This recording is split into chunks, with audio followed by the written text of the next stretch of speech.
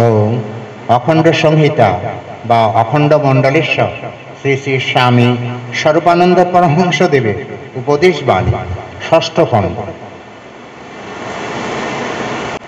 23শে শ্রাবণ 1338।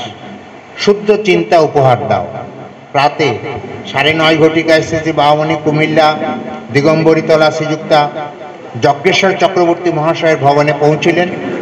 ভগ্নী হেমলতা চক্রবর্তী সহস্তে সযত্নে শ্রী শ্রী বাবামণির আহারীও প্রস্তুত করিলেন। শ্রী শ্রী বাবামণি হাসিতে হাসিতে বললেন, যে খাদ্য আমাকে দিবি সেটা যদি ভালো হয় তবে আমার তৃপ্তি হবে, কিন্তু আমার খাদ্য কি জানিস? তোদের সৎ চিন্তা, তোদের পবিত্র ভাব। সেই পথ্য আমার ছেলেরা, আমার মেয়েরা দিবারাত্রি আমাকে দিক।